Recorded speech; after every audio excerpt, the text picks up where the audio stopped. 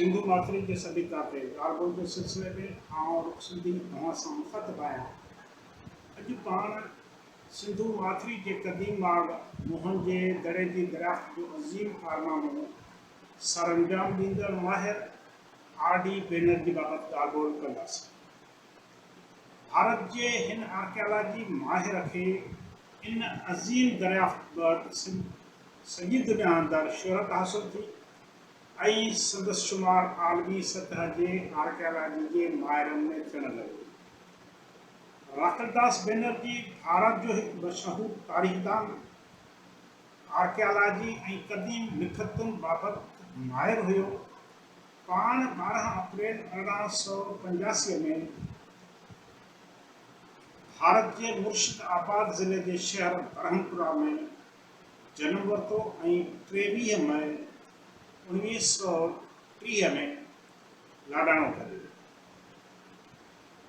हिन 1900 में ईस्वी में ब्रह्मपुरा के कर्शनाथ कॉलेज में इंटर करण बाद प्रेसिडेंसी कॉलेज कलकत्ता में 1907 में तारीख़ के शोबे में ग्रेजुएशन कई, जंहिं बाद हिन कलकत्ता यूनिवर्सिटी में 1911 में तारीख़ में जी डिग्री हासिल कई। बैनर्जी के कलकत्ता म्यूजियम के आर्कियालॉजी सेक्शन में असिस्टेंट मुक़ररु कयो वियो, जंहिं बाद 1911 ईस्वी में खेसि आर्कियालॉजिकल सर्वे ऑफ इंडिया जो असिस्टेंट सुप्रीडेंट मुक़ररु कयो। संदसि आर्कियालॉजी शोबे में कम ऐं कारकर्दगी के नज़र में रखंदे 1917 में तरक़ी ॾई आर्कियालॉजी सर्किल ॻोल्हा जो सुप्रिंटेंडिंग आर्कियालॉजिस्ट मुक़ररु कयो वियो। पाण 1926 में आर्कियालॉजिकल सर्वे ऑफ इंडिया जे मुलाज़मत तां रिटायरमेंट हासिल कई, जंहिं बदे बनारस हिंदू यूनिवर्सिटी में प्रोफेसर तौर ख़िदमतूं सरअंजाम ॾिनी। राखलदास बैनर्जी 1928 खां पंहिंजे वफ़ात यानी 1930 ताईं बनारस हिंदू यूनिवर्सिटी में क़दीम इंडिया जी तारीख़ ऐं कल्चर बाबति शोबे जो प्रोफेसर हुयो। हिन पंहिंजी मादरी ॿोली बंगाली में केतिराई नावल ऐं किताब लिखी। राखलदास बैनर्जी के क़दीम लिखतुनि जे इतिहास जो तमामु घणो शौक़ु हूंदो हो ऐं पाण 1919 ईस्वी खां क़दीम दौर जे लिखतुनि खे पढ़ण बाबति पंहिंजो कमु जारी रखियो ऐं प्राचीन बंगाली लिखत खे पढ़ण में कामयाबी हासिल कई, जंहिं ते खेसि कलकत्ता यूनिवर्सिटी तरफ़ां जोबरी रिसर्च एवॉर्ड ॾिनो वियो। बैनर्जी पंजाब ऐं सिंध में सिकंदर आज़म जे दौर जे क़दीम ठुलनि बाबति जांच पड़ताल कर रहियो हो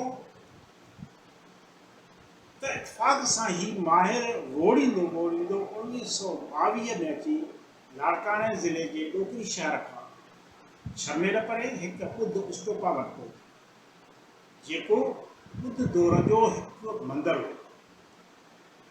जॾहिं बैनर्जी ठुल भरिसां कुझु खुटराई कराई त खेसि उतां पथर जा टप ऐं ठिकर जे थांवनि जो अहिड़ो ठिकराट हथायसि जंहिंजो ॿुध दौर सां को बि वास्तो न हो, पर इहे कंहिं हज़ारे साल पुराणे दौर जे कंहिं निराली तहज़ीब जी निशानदही कनि। जॾहिं बैनर्जी स्तूप भरिसां खुटराई कराई त उतां हिन खे अहिड़ी मोहर बि मिली जेका शिकिल ऐं सूरत में हड़ापा मां मिलियल हिकु तस्वीरी रस्मुल ख़त वारी मोहर सां हिकु जहिड़ाई ॾेखारी, जेका सर अलेक्जेंडर किंगहम खे हड़ापा जे कोठाई मां मिली। इन मां बैनर्जी अंदाज़ो लॻायो त हितां अञा कंहिं क़दीम तहज़ीब ते रोशनी पई सघे थी, जेका हड़ापा वांगुरु 5000 खनि साल पुराणी हूंदी, छो जो हितां मिलंदड़ कुझु औज़ार ऐं ठिकर जा थांव हड़ापा मां इन्हनि ॾींहंनि में थींदड़ कोठाई मां मिली रहिया हुआ, जेको हंधि उन वक़्तु बरे सग़ीर में सभ खां पुराणो ऐं क़दीम शुमार कयो वेंदो हो। R.D. बैनर्जी अहिड़ो इतलाउ ब्रिटिश गवर्नमेंट जे आर्कियालॉजी खाते खे ॾिनो, जंहिं बैदि 1902 में बरतानवी हिंद के आर्कियोलॉजी खाते जो director general sir John Marshall Moen jo Daro पहुतो, जंहिं बाद आर.डी. बैनर्जी तरफ़ां मोहन जो दड़ो जी खोटराई जो कम शुरू करायो। आर.डी. बैनर्जी जो इहो कम मोहन जे दड़े जी ॻोल्हा हुई। हिन 1922 ईस्वी खां मोहन जे दड़े जी खोटराई शुरू कई, जेका संदसि जबरी रिटायरमेंट ताईं जारी रही। आम राय इहा आहे त मोहन जे दड़े खे सर जॉन मार्शल ॻोल्हियो ऐं खोटियो। इन तारीख़ी ग़लती खे हाणे सही करणु घुरिजे, छो त सर जॉन मार्शल उन वक़्तु डायरेक्टर जनरल हुयो। उनखे मालूमात हेठनि ऑफिसरनि खां मिलंदी हुई। पाण मोहन जे दड़े ते ॾिसणु ज़रूरु आयो हो, पर उन जी खोटराई न कराई। पहिरीं खोटराई राखलदास बैनर्जी कराई। राखलदास बैनर्जी सभ खां अॻु मोहन जे दड़े जा आसार ॻोल्हे ऐं उन जे खोटराई शुरू करे सर जॉन मार्शल खे रिपोर्ट ॾिनी, पर अफ़सोस जो संदसि रिपोर्ट सर जॉन मार्शल पंहिंजे नाले सां शाया कराए छॾी। अहिड़ी तरह हिकु अंग्रेज़ आर्कियोलॉजिस्ट मक़ामी माण्हूअ जे महिनत ते दीदा दिलेरी सां धाड़ो हुई। आर.डी. बैनर्जी जी शुरूआती कोशिशुनि सां ई सिंध जी 5000 साल पुराणी तहज़ीब मथां ज़माननि जा पियल पर्दा ऐं नट लहण शुरू थिया।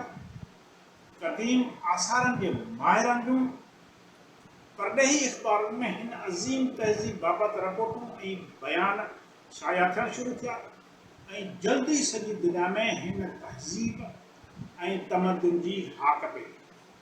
इन ई खोटराईअ न फ़क़ति सिंध देश जी अणलिखियल तारीख़ में 5000 साल अॻु जे सोनहरी दौर जो इज़ाफ़ो कयो, पर बैनर्जी खे बि जग जहान में मशहूरु करे छॾियो। मोहन जे दड़े जी दरियाफ़्त बाद आर.डी. बैनर्जी उन बाबति केतिरनि ई ॾेही ऐं परॾेही अख़बारुनि ऐं रिसालनि में मज़मून ऐं मक़ाला लिखिया।